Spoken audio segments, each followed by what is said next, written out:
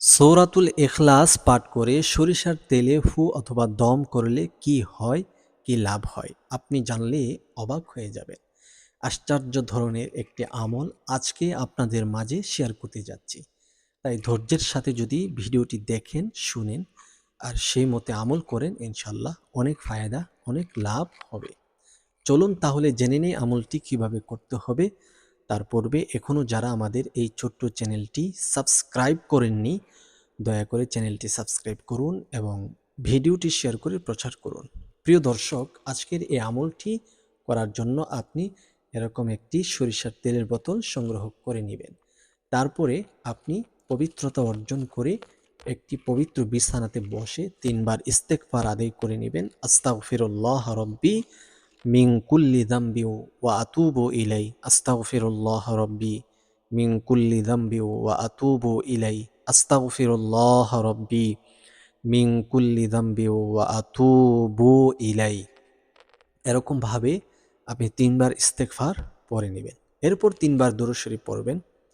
আল্লাহুম্মা সাল্লি আলা মুহাম্মাদ ওয়া আলা আলি মুহাম্মাদ কামা সাল্লাইতা আলা ইব্রাহিম ওয়া আলা আলি ইব্রাহিম ইন্নাকা হামিদুম মাজিদ। আল্লাহুম্মা বারিক আলা মুহাম্মাদ ওয়া আলা আলি মুহাম্মাদ কামা বারাকতা আলা ইব্রাহিম ওয়া আলা আলি ইব্রাহিম ইন্নাকা হামিদুম মাজিদ। এরকমভাবে আপনি কি করবেন?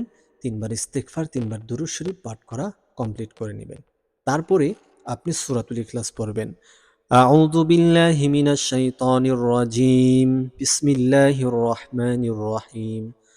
কুল হুয়াল্লাহু আহাদ, আল্লাহুস সামাদ, লাম ইয়ালিদ ওয়া লাম ইউলাদ ওয়া লাম ইয়াকুল লাহু কুফুয়ান আহাদ। এরপর সরিষার তেলে মুখখাটি খুয়ে একটি ফু দিবেন।